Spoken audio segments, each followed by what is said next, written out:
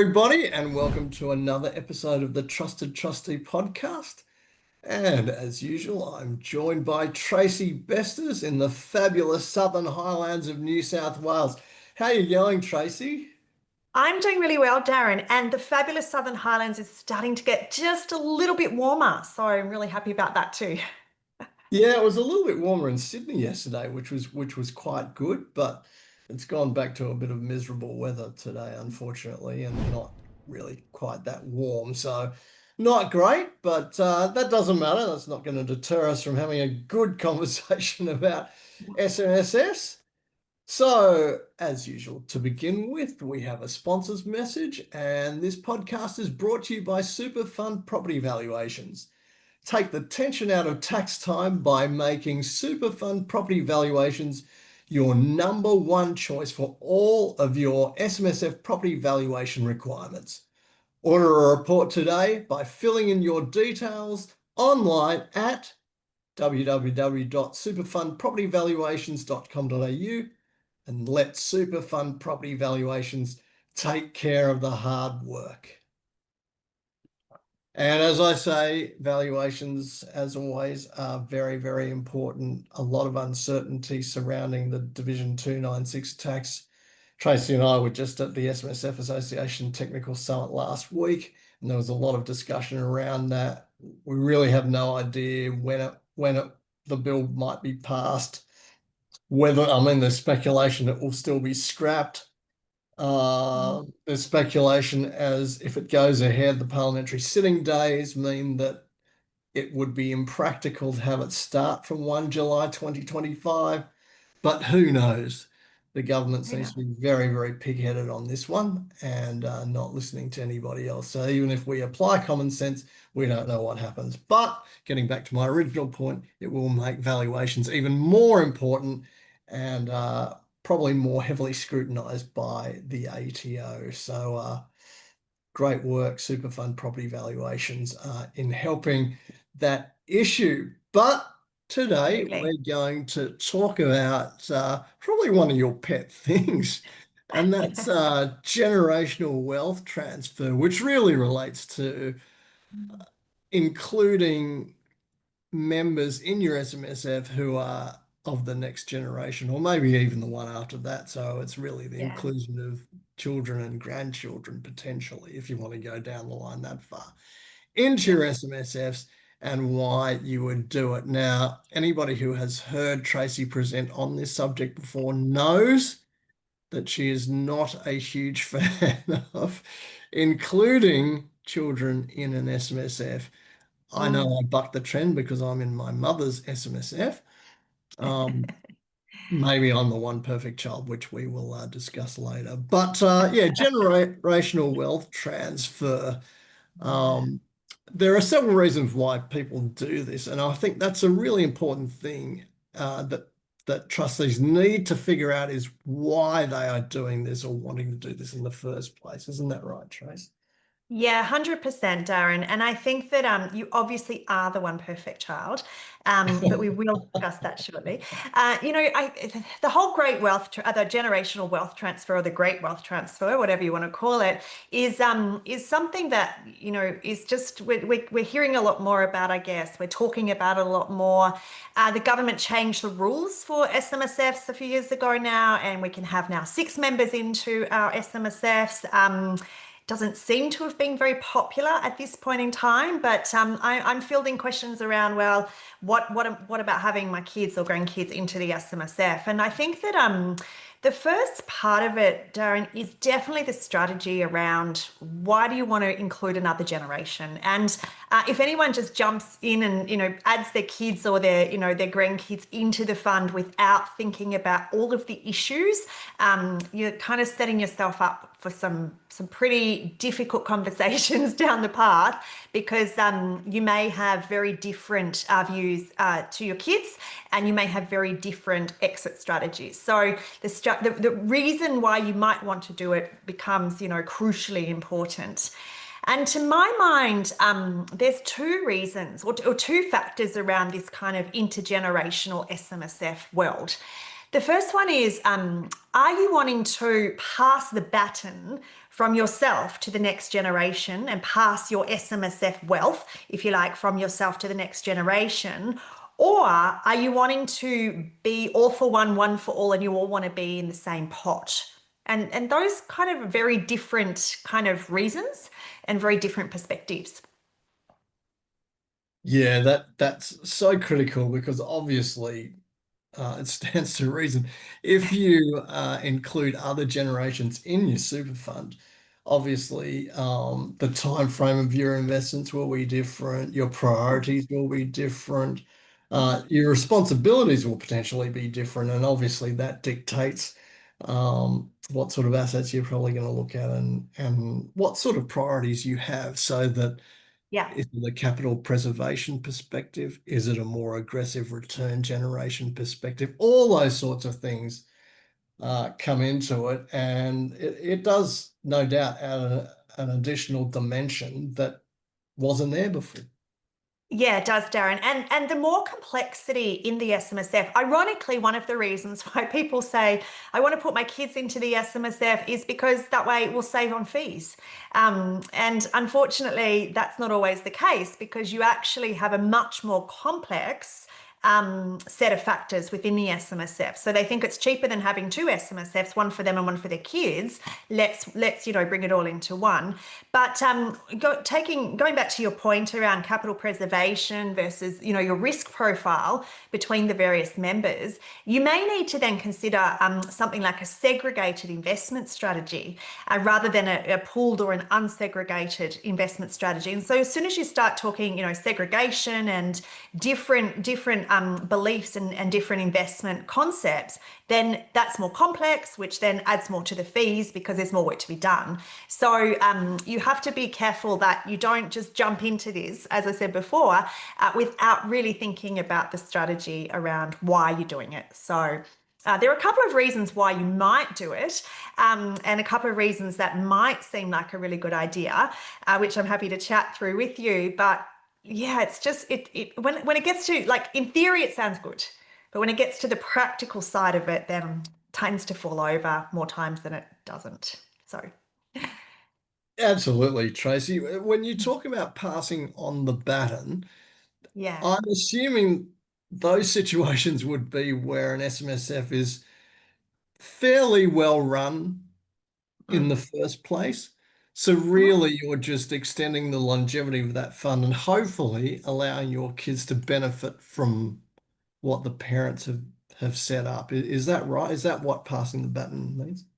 Yeah, it is, Darin. So passing the baton in my mind is where you have, like, the parents have set up this SMSF, and the structure is there. It's been very clean, if you like, and then the next generation come in and the older generation will leave. Not necessarily right away, but shortly thereafter or as soon as possible thereafter. So the purpose of a passing the baton fund, I guess, is that if you had some investments that you felt like you wanted to maintain within this SMSF group, and you were able to satisfy your exit planning around death benefits or rollover benefits out. So you're able to rebalance the parents' balances down into the kids' balances. And there's a whole lot of strategy piece that goes behind that. It's not quite as simple as it sounds. Then, yes, it's about keeping that structure in play and potentially keeping some of the more chunky assets, if you like, in the fund for a period of time. So that's kind of the passing the baton kind of methodology or theory around passing the baton. I'm yet to see it work really, really well though. So that's probably a big Well, point. you're putting the pressure on me. Oh, I'm going to have to try and be the case study to prove that it can work like that. Now, the other thing you mentioned is the all for one for all, we're in this together type mentality. Yeah. And what I'm perceiving from that means that, look, maybe we've got some issues that we need to sort out, but I want to include you guys so that, you get your head around those things and we can probably solve this together. Is that right? Yeah, and it's often as simple as let's all pull our superannuation funds so we can buy property.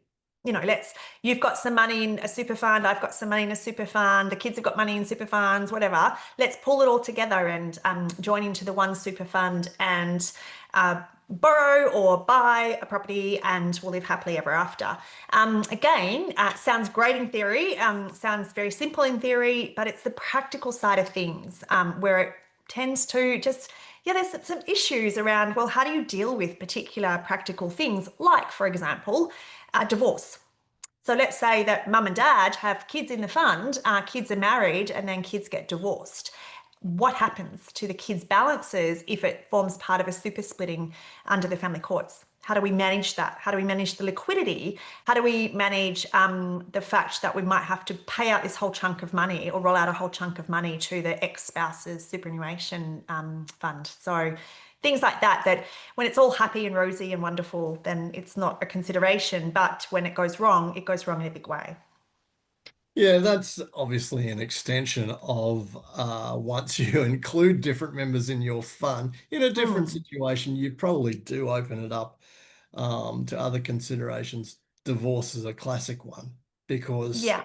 it will have implications. I'm not saying that the children's spouses will be included as well, but we know by extension, whatever happens to one half of that relationship will ultimately impact the relationship as a whole. So Yeah, it's absolutely. definitely something to take into account, and something probably that's a little bit unpredictable as well. Yeah, definitely. And the other, to go even one step further on that, Darren, if you've got parents and kids in the same fund and, you know, something happens to one of the kids and they were hit by a bus yesterday kind of concept and no longer here today, then you've got the whole death benefit payout to that kid's or that child's spouse. Now, 9 times out of 10, you're not going to want the in-law, the son or daughter-in-law, to become a member of the fund. So you really want to, you have to pay that out. So then insurances become really important, right? Because you've got to be able to fund the payout of that particular death benefit to the spouse. So it just adds another complexity, another layer of consideration for the trustees of the fund in terms of what happens in the event of an exit plan. Planning for exit, we don't tend to see done very often in an SMSF. Like we don't seem to be having these conversations with trustees or with members around, well, what's going to happen at the end? What's going to happen for the exit plan? And so if you don't think about exit planning from the outset, then you may find that you haven't structured something in the best way to make that exit plan viable and easily achievable.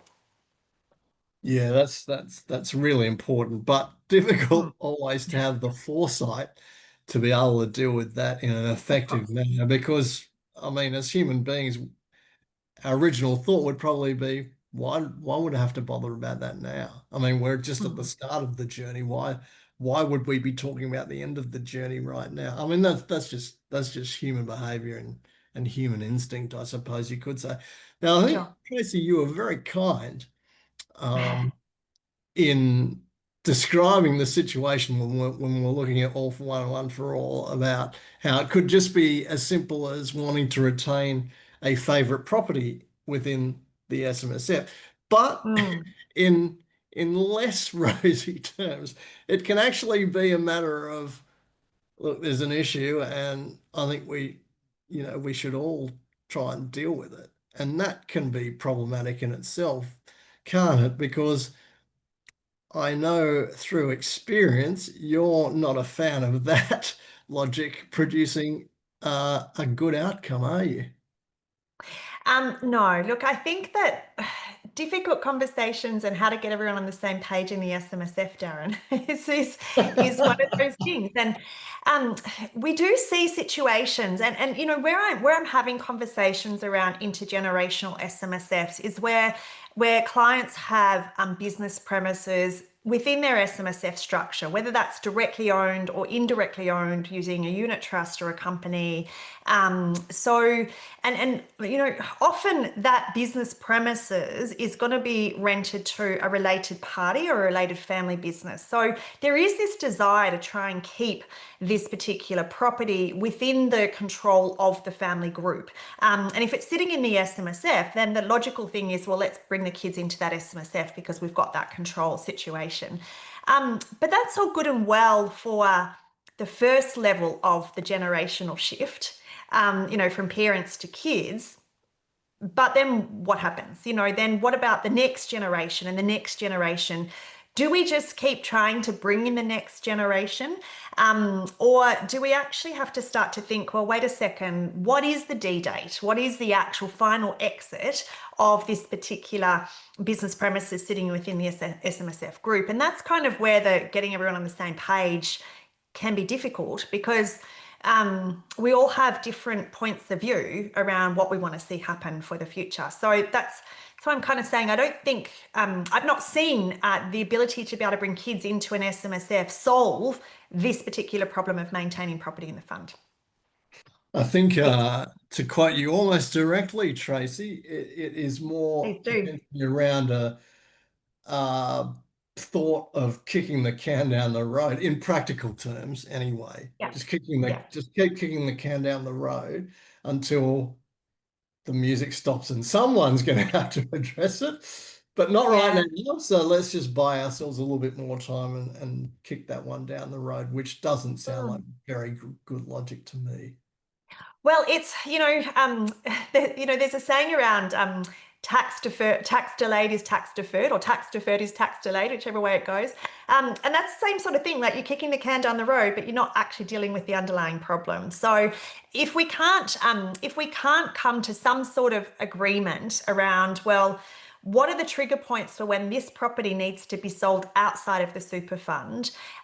Then, you know, if we can't deal with that from the beginning, we're sure is not going to be able to deal with it in agreement at the end or at some point in time. And I think that as properties grow in value, you know, a lot of properties, a lot of super funds buy business premises or commercial property. Let's just talk about that for a second. They buy these commercial properties in their super fund, and the values are not necessarily millions and millions of dollars, but they sit inside these super funds for a very long period of time. So we could have had these properties in super funds for 20 years. You know, I've got clients who have had property in their super fund since the 1990s. So we're now, you know, 20, 25, 26, 27 years down the track. And now that property has grown considerably in value. And what we have to deal with now from a dollar point of view is much more complex than it was 20 years ago, because it was a much smaller amount back then. So it just becomes a problem in terms of how to exit. Now, that doesn't mean to say that you shouldn't have your super fund involved in these particular types of investments if that suits your investment strategy, but you just have to be mindful of the exit plan and the fact that an intergenerational SMSF is not necessarily going to be a fix it or a be all and end all kind of solution.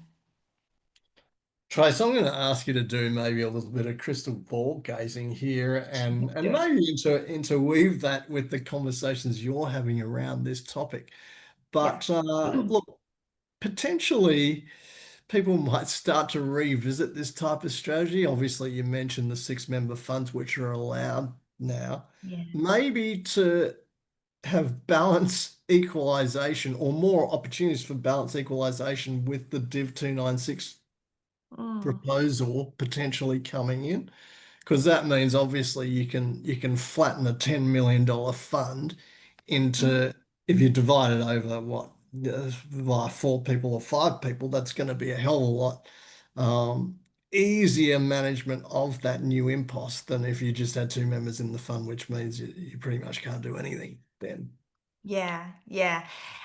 So my thought process on that, Darin, is yeah, I think we might see some more strategy around that in funds. It doesn't get us outside necessarily the Div 296 regime, but it might. So, because remember, if you take money out of a fund, So if you withdraw, then that's going to be added back for the purposes of calculating your Div 296 balances to get then your earnings, right? So, or the other way around, to get your earnings, to get the balances to work out the tax.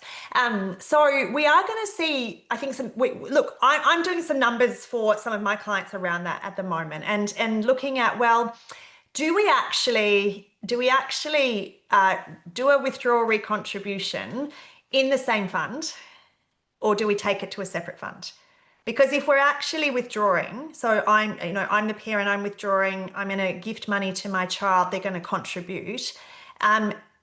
Is it going to be so important for that money to be in the same fund if we've got liquid assets versus if we don't have liquid assets? So if we don't have liquid assets and our major investments are property, then of course we're going to have to try and keep it in the same fund.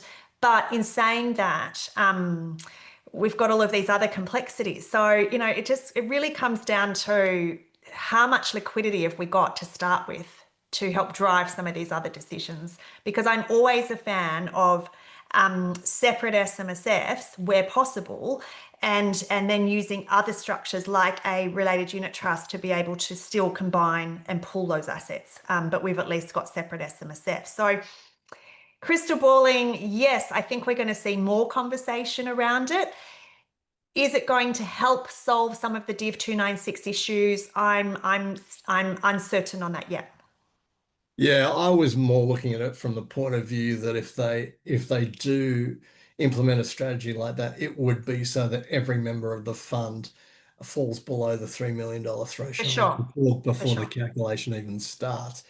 But Yeah. I'm sure people will probably start to look at that. And it's funny how these things come a full circle, isn't it, Tracey? Because correct me if I'm wrong, the history of upping the maximum number of members in an SMSF went from 4 to 6. I Yeah. think that was in response to the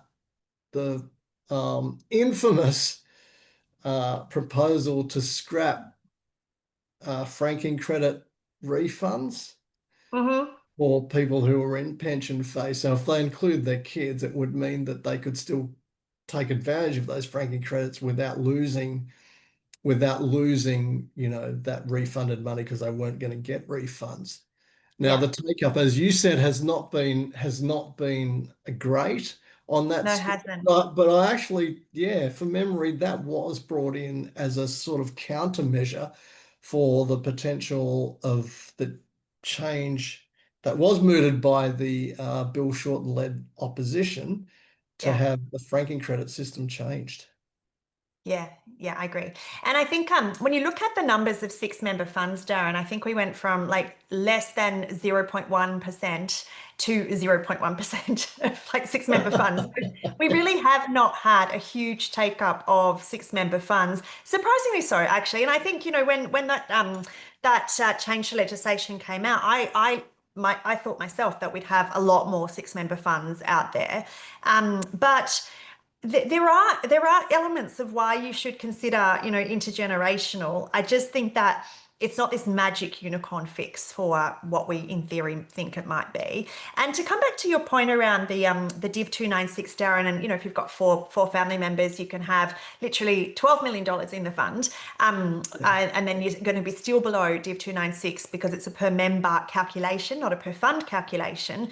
That's going to solve it for, again, a period of time. But as soon as you grow and then you get bigger, then it doesn't matter whether you're in one super fund or separate super funds, because you're assessed on your individual member balance, not the fund balance itself. So yeah, it might fix it for a while, but if we don't have indexation and your assets continue to grow, then you will be in that kind of Div 296 bucket at some point in time. And that's the whole issue with the whole Div 296 thing, but which we're not going to go into right now. But that is a great point, and it gets back to your original point where you said that if you're looking at the one for all and all for one strategy, very seldom does it work. Because even if it does fix it in the interim, say Div 296 is a great example, that Yeah. fantastic, we've dodged the bullet for now, Yeah. but you're not necessarily going to dodge the bullet into the future, particularly when obviously our aim will be to grow our superannuation balances. I mean, that's always going to be the ultimate Mhm. aim. So if it is Yeah. that there and there's no indexation, well, you've only fixed it for a very, very short to immediate term, and you're still going Yes. to have to deal with that issue a little bit later on. So Yes. probably to Yeah. your point that yeah, to look at problem solving issues doesn't doesn't really pan No. out. No, it doesn't, Darin. It doesn't. So I think, passing the concept of having an intergenerational SMSF under the passing the baton regime does tend to be more successful than the we're all getting into this one fund together because we think it's going to be a great family structure. And, if the family is just the nuclear family, and that might be fine at that point, but that's not always going to stay the case. The kids will have other partners over time, and then it's up to them to then decide, well, do I leave my family, nuclear family, SMSF? I want to take my balance with me. I don't want to leave it there. I don't want two SMSFs. So there's lots of decision making to be had. Doesn't mean that it's not possible for a period of time, but it's certainly not that, utopia, intergenerational, pass it on to the next family forevermore, like we might use a family trust, which has, the 80-year vesting period. So it's just really, if you're going to go down the path of the intergenerational, my advice is always to think about the exit plan. And so you have to take away, you have to, go to the reverse of what your human nature normally is and actually think about, well, what am I going to do for a planned exit? Particularly, and, from a kid's perspective, what am I going to do once my parents are, old and frail and can't make these decisions, or we need to fund aged care, or we need to, sadly pay out a death benefit at that point in time? What impact does that have on the SMSF? Because it's those decision-making concepts and ideas that we have to also think about. Yeah, having that amount of foresight is very, very difficult, obviously, because we It are is. projecting into the future. And while we It, can probably make preparations for those sorts of contingencies, we can never monitor how a person's going to feel 5 to 10 years down the no. track. I mean, there's every possibility that a child might think, hey, that's a great idea right now, but then in 5 years' time, they lose interest and say, you know what? I don't actually Yeah, want absolutely. to, I don't actually want to commit to this anymore. It's a bit too hard. And especially if, what do you mean, mum and dad, you're not going to partake in this? Well, I don't want to do it all by myself. Yeah, Um, exactly. I'm sure there'd be sentiment like that out there. I mean, you Yeah, for wouldn't sure. know how you're going to feel in 5 years' time, but that No. would have to come into it as well, wouldn't it? Absolutely, Darren. And I guess when I say think about the exit plan, it's not setting it in concrete. It's just at least having the conversation around, well, there are these considerations, X, Y, and Z, that you need to think about on exit. And it's generally the unplanned exits that causes a problem, like not planned, like we're having this for 10 years or 15 years, or when the youngest child turns 65, we're closing it down. It's not that, kind of, definite planned exit. It's more around, well, have we got contingencies in place, and have we thought through what we might do in the event of a worst case situation? That's what I kind of mean by exit planning there, because you're right. I don't know what I'm going to be doing in 5 years or 10 years. I've got some ideas, but I don't know. I couldn't like pinpoint to the exact, element of exactly how I'm going to feel in 5 or 10 years' time. Things change. So I think that, to kind of round out part of the intergenerational SMSF, it is important from it's important to consider from a business premises perspective. It's important to consider, if you've got commercial property or quite a large percentage of your investment in even residential property that, is a little bit more illiquid. So it's important to consider with that, because it may be for a period of time that you might want to do that pass the baton kind of concept. It might be important to consider the intergenerational SMSF if you have got aging members in the SMSF, and who's going to help make those decisions. And if someone is going to be the power of attorney for the parents anyway, then maybe they want to have their superannuation balance inside of the same SMSF because they're managing the SMSF on behalf of the parents in any regard. So that might be a consideration. If there's lots and lots and lots of zeros in the SMSF, then it might be easier to manage, that kind of, passing of the wealth, if you like, to the next generation. And the whole concept of the one perfect child, if there's only one perfect child in the family, then it might be an easier concept to have that child inside of the parent's SMSF. And that's probably the only time that I've really seen it work. So, Okay, so I've got to be the one perfect child now. yes, But yes. that's Is that the okay. name of your I fund? can, it's not the name of the fund, but I think that principle is obviously going to have to apply to this situation, if nothing else, to prove your theory right. There you go. There There you you go. go. Challenge Well, accepted, Darin, hey? absolutely, absolutely. Well, that's probably a good note to wrap it up on. So again, Trace, just wanted to thank you for the discussion today. It was great as usual. My pleasure, Darin. And it was a fun topic to talk about. And I think that I would love to see some more really practical elements of this whole intergenerational SMSF concept and see that we can actually make it work and we can see these SMSF structures passed down from generation to generation. Be good. Great. Of course, thanks to Superfund Property Valuations again for their continued support of these podcasts. Thank you very much to my production team as well, who put these podcasts together and put them on all of the platforms where you can access them. And don't forget, if you are enjoying our content on YouTube, smash that like button and subscribe to the channel. Other than that, we hope you've got something valuable out of this podcast and that you enjoyed listening to it as much as we enjoyed bringing it to you. That's all for this episode. Please join us the next time we have a chat on the Trusted Trustee podcast. And until then, bye for now. Bye for now.